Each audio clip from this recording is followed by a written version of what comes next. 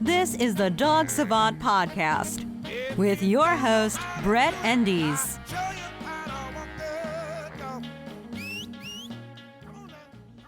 Hello, and thank you for listening to the Dog Savant Podcast. Welcome. Today is episode 70. My name is Brett Endies. Who am I? I am a professional dog trainer based in Los Angeles. I specialize in problem behavior cases, puppy development, and basic obedience in the real world. The reason for this podcast is to share my accumulated experience and dog training knowledge with you if you are a person who owns a dog and wants to learn how to understand your dog better and solve their behavior problems. If you're someone who's working with good quality trainers and would like to supplement the work you're doing. If you're someone who's been failed by the purely positive movement and wants to get some rational applied training advice that will help you. And of course, if you are a client who wants to supplement the work we're doing in the real world, all of this is for you. With that said, I ask of you to please don't forget to share, rate, review, subscribe to this podcast. It's the only way that other people can find it. I've been getting great feedback, so I assume that this can help others if they can find out that it exists. So don't be shy. Go onto iTunes, YouTube, subscribe, share, rate, review, and all that. I greatly appreciate it. That is the only reason why I'm doing it. And I also love your questions, so please send me your questions to dogtrainingla@gmail.com, and I will do my best to answer them both in person and on the podcast. Okay, so it's been a while. As I had said in a podcast, I think before the last one, is that it's hard sometimes to get these going on a weekly basis. I have a lot of real-world clients and personal obligations that spread me quite thin, so I do my best to get this out regularly. This isn't a source of income for me. It's just a supplement to the work I do so I can try to help as many dogs as possible. But I do my best. So here's another one for you. I apologize for it not coming out consistently. Hopefully you've been waiting patiently, catching up on the backlog. We have 69 other podcasts that I'm sure can give you some kind of info that may help you with your dog training needs. But nonetheless, here I am, episode 70. So where have I been? Been busy, working back and forth to Colorado, and I was in Italy for 2 weeks. I am not the kind of guy who likes to share my personal life. I know some people enjoy hearing every little minutia in somebody's existence, but for me, I think this is more an information-based podcast. The purpose is to share the information. You can learn a little bit about me. I've given insight to my own wiring, my own personal experiences that can connect to why I am what I am as a dog trainer and why I think the way I think and why I feel pretty effective at what I do. But nonetheless, I don't think you need to know about every little thing I did. Leave it at that. I had a good time in Italy. It was an interesting experience. It's always fun to observe other cultures, learn about them. After a while, it was time to get home. We are home. Great to be back in the routine. We certainly missed our dogs, my clients, my life. And here we are back in Los Angeles doing our thing, giving you a podcast. All right, so what are we going to talk about in today's podcast? I know exactly what we're going to talk about. How the problems start. I go through this with puppy owners anytime I get a new young dog case, but I'm pretty good at knowing why all of these adult dogs end up in front of me with at times some pretty severe behavioral issues. And in most cases, these can all be avoided if a puppy is in the presence of a conscious owner who does the work consistently early enough in this dog's life. So I made a list. Believe it or not, as many of you know, I go stream of consciousness and I make this up on the fly here. Not the subject matter, but what I'm going to actually talk about and how I present it to you. I've got a list. I've got some bullet points titled How the Problem Starts. So let's go through this. I figured when I go through the bullet points, I can elaborate on each of them. They're not in any particular order, just some general things that I've come up with. I even have some other ones I added, but they're on my phone, so I'll try to commit those to memory. But nonetheless, I've got a nice little list here, and I think it can give insight to you as someone who can understand why your dog is doing what they do, or what to do if you have a puppy to prevent having a dog with behavioral issues and not having a content existence or being able to listen in real life situations or struggle socially. All right, so let's start. How the problems start. Lack of structure. So what does that mean? That means, as I always talk about in how anxiety gets created, is dog not having directions, dogs feeling overly empowered, dogs having too much freedom in the environment too soon, where they're following, reacting, giving too much feedback to the human condition.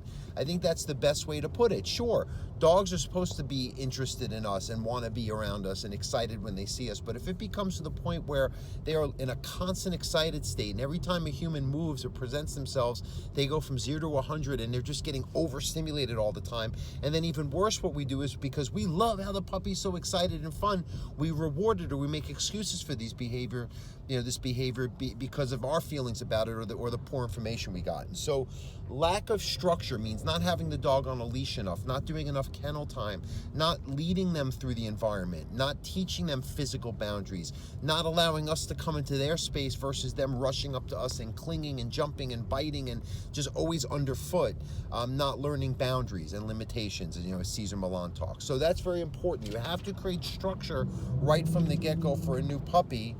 And then from there, you could phase into it where it's just implied, and your dog just conditioning-wise learns how to make calmer, more conscious choices as everyday life transitions occur. And I talk about transitions and all of these triggers that cause the issues that dogs experience in many a podcast, because most of my cases are adult dogs that have developed these problems, and now we're requiring to now be extra strict, extra consistent, more time involved to get to the point of resolution. Or with a puppy, it's a clean slate. You can just do it by the book. So really important. Structure for your dog. Some dogs require more than others, but generally a puppy, you start with more structure and phase them into the freedom once they can handle it, even just for safety. You don't want them chewing things, getting into mischief, being in unsafe situations. And then, of course, we'll talk here in a second, potty training gets undermined when you let your dog have too much free space too soon.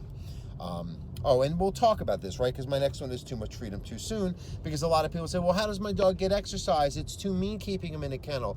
As long as your dog gets their steps in and you compartmentalize the exercise throughout the day multiple times in the right environments, and when it's appropriate, they can do a lot of downtime where they're sleeping, they're in a kennel, they're tethered on a leash, they're in a bed, totally fine. And even just for potty training, you're going to have to create smaller spaces for them to learn to hold it until they have the bigger spaces outside to relieve themselves. And to compensate, you give them the extra exercise and steps and walks and all that in between, and you're fine.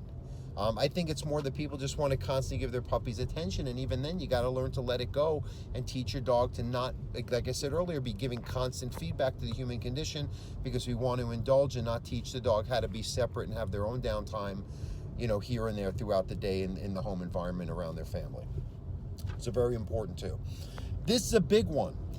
Excited greetings rushing towards new stimuli. And again, everything's connecting to the last thing I said. So it is. The dog has to learn to greet people on a leash, to enjoy the presence of new people, but not be overstimulated to the point of where they're jumping and wild and biting. And all of that is just a symptom of a dog that doesn't know what to do. So instead, you lead them to doors.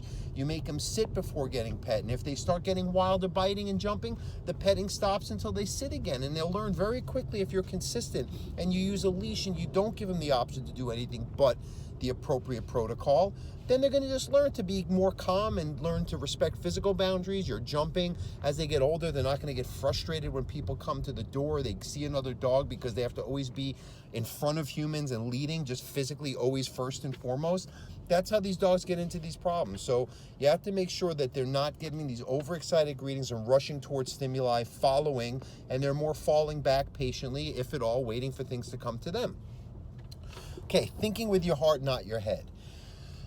Puppies are great. Even me, I just came from a new puppy case, and when I saw him laying there sleeping, I'm like, well, he's laying there sleeping. He's not jumping on me. Time to indulge, because yes, he was in the right state for me to be able to indulge, but I love puppies. I wanted to hold him and pet him and smell him and all that good stuff. But then there was a point when training had to start again. So there's times where we have to be conscious if it's requiring our dogs to be conscious, because if we are the ones who can't control ourselves because our emotions are driving us to feel bad or to feel so strong about something, or the love just runs so deep that I'm blind to what's going on around me, well, you're first of all, you're gonna make your dog miserable and have a myriad of behavior problems and put them in unsafe situations in the future because they don't listen. But you might not end up with that dog because it has to go somewhere else, because now you can't handle it because you wanted to feel good all the time with it instead of do the work required when they were young and more impressionable and they were more apt to listen. So think with your head, not your heart sometimes, and then you could be more heartful, if you will, once the dog gets older and rules are established and everything's trained into them. All right. Thinking of your puppy as fragile and safe spacing them. So, what a lot of people do is, and it's a lot of it's taking the vet's word as the gospel, where especially with the vaccinations, where they feel if the dog is not fully vaccinated, they shouldn't even leave their house or property. And I did this before when I was on the Home and Family show a couple years ago. I talked about rational socialization, and I caught some shit for it, where it's like, find friends' dogs, neighbors' dogs, play dates, places where the dogs are vaccinated and proven to be behaviorally appropriate and social, so that your puppy can get imprinted and getting some good exercise right away from the get-go. They have plenty of resources in most major cities for puppies to find a group, or on Meetup, or if you have a friend or a neighbor. Even taking your dog out on a walk is okay if you're safe about it and not letting him run up to strange dogs' waist on the ground. I wouldn't recommend a dog park or meeting dogs that you don't know who they are. But your dog needs to get out there a little bit. And they're also not Cupid dolls. If you watch how puppies and dogs play, they're pretty physically rough. So if you're too, if you want to call it gentle, but you're not just, holding your dog, pulling on them a little bit, getting them used to being held, letting them deal with loud sounds and things that they don't like, but it's still safe and part of everyday life. Don't shelter them from it. Let them acclimate. Let them learn to tolerate whatever it is, sounds, social events. If they're scared of another dog, don't let them hide. Push them, get them in there. If it's not going to kill them and it's actually something they're going to have to learn to tolerate and experience at any point later on in their life, it's worth pushing the issue now. So no safe spaces for dogs. It doesn't help our kids. It's not helping our puppies. All right, let's see. Not enough socialization, the wrong type of socialization. So that comes back to people waiting till their dogs are 4 or 6 months to get them around, or they don't do enough different dogs. I have dogs. My friend has. No, you need to see hundreds of dogs while your dog is a puppy. Same as other humans in real world situations. They need to get out there as frequently and as early as possible in their life. Imprinting. The wrong kind of socialization. So now we have someone who will bring their puppy around other dogs or puppies, but every time they see a dog or every time they're walking, they see a person, they let them just run up to them and go wild. And then when they get older, they get frustrated, especially on a leash, because you're restricting their ability, because it's not going to be fun when your dog grows and they're lunging on the end of a leash. And a lot of times harness walk dogs develop this problem, but socializing your dog with terms, so they learn to be calm to get attention. You show up at a plaything or you meet another dog, you make them sit calmly, wait patiently for your cue, and then you release them. So they learn when they see a dog to check in with you and listen to commands, not to just go for it, because that's not real life. Your dog can't just lunge and react. Your dog is going to have to ignore most dogs it sees on a walk, and if it sees a dog, it still has to listen if it's time for play and go into that play in a calm way and be able to respond to your command at any point during it. So make sure you do the right type of socialization, usually erring on the side of structure instead of just letting them go free for all while you expose them. Okay. Listening to every word your vet says. That comes back to the whole safe spacing thing. A lot of vets, they're subscribed to the whole purely positive nonsense. They're all about treating dogs like Cupid dolls. Not all vets. I know some great vets who get it, but they're the ones who are going to vilify training tools. They'll put your dog on medication. They'll be the first to put your dog to sleep for a behavior problem. And 9 out of 10 times, and I actually have done a podcast called Stay in Your Lane in the past, you can look it up, where I talk about this, where I go 10 rounds with these vets because they're in an office, they're not in an applied setting, and they just don't see it in a lot of cases, and they get puppy owners so scared to do the work needed, or they try to pander to a puppy owner's emotions because they want to keep a client instead of being honest with these people. You'd be surprised. Most people are smart, and they know when you're being truthful with them, and even if you're not telling what they want to hear, and then they're gonna really appreciate that versus you giving them a line of bullshit because you want to sound like a nice, kind, humane person even though it's not the truth. That's not going to help when their dog is a disaster, and then we got to talk about you medicating them or putting them to sleep because you didn't give them the right advice as a puppy. So sometimes vets are very smart. They're very good at medicine. Some vets are very astute when it comes to training and behavior, but in my experience, a majority of them are not, and they really need to stay in their lane, as I've said. All right, so let's see. How am I doing, guys? Is this good with the list? I think this has helped me stay on track quite well. Making excuses for the mouthing and biting, saying it's just teething, it's not hard, just likes to turn it into a lot of licking. It's a dog having an oral fixation towards you. It's usually going to be towards the hands, clothing, hair, when you're moving at the ankles, pant legs, feet. It's tracking and herding, and it is not appropriate. You do not want to encourage a dog at any age to be putting their mouth on a person. It's going to lead to them being comfortable doing it. When the dog gets older, it could become a major thing. Okay, so you want to discourage it. Whether it be early, you can use bitter apple if they're getting too stimulated in play, which a lot of times causes the biting, or when there's movement going on around them. You need to have the dog on a leash. You need to teach the dog boundaries. You need to have them calm and learn how to self-soothe. So that's where if the dog starts biting, you put them in a command, you make them calm, you redirect them with a toy. But they learn that if you're playing or doing any activity that would trigger them to get wild or start biting or just randomly doing it, there's a consequence and something as an alternative shown so they can learn a better way to deal with those situations. But again, if your dog is just biting because it's following everyone and getting excited and too caught up in the human condition, as I said earlier, your dog just needs more structure, order, and command place training to navigate these situations and environments to prevent some of these symptoms of biting or hyperactivity, overstimulation from occurring. Oh, biting is really just a dog getting so overstimulated or wanting to control something, they need to bite just to deal with it and to modulate their own energy, which that's we have to do for them. It just goes too far once a dog is put in that position. Littermate syndrome.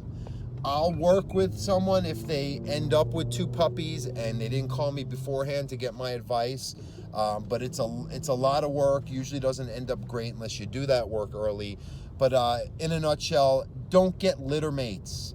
Okay, any breeder that's going to sell you litter mates is either very irresponsible, very clueless, or in a dire situation, and maybe you're helping them out because of it, and they have to get rid of the 2 puppies. But that's really not what happens. They're greedy. They want to sell 2 for 1. They'll market it as like, oh, they don't want to be separated. They need to be separated because they're not going to see each other as lovey-dovey brother and sister when they get older. Litter mates, no good. Don't do it. Okay. Yeah. Allowing pulling harness use to cause walking issues. Yep, especially with puppies. We're so afraid of using anything like with a collar, pulling on a leash. We start with the harnesses, and right away you're leading them to pull and all of this, and it just leads to a bigger issue. So teach your dog to walk on a loose leash. I just came from seeing this little golden doodle puppy, and right away we're doing a heel command. We're teaching him to walk on one side. We're teaching him to stop next to us when we sit, and holding his attention, because if he doesn't see himself 10 steps ahead every time we walk, he's going to maintain a loose leash as we navigate. Now it's just walking around the house in his yard, going from place to place, to and from his kennel to his food dish. But then it's going to be for the regular walker. And if he learns to hold his attention while we're walking, pulling is just a non-event. As he sees distractions, people, dogs, new environments, stimuli in front of him, he's going to be checking in with me, because with walking, we're promoting a mental state. We're not just physically holding on for dear life and just promoting opposition reflex, which is what harnesses cause, or a collar, or just walking with too much physical control and not enough focus promoted. That's why you got to teach your dog a heel command when you're walking. Okay, I might have had a couple others, but I think I covered a pretty good just overview and philosophy.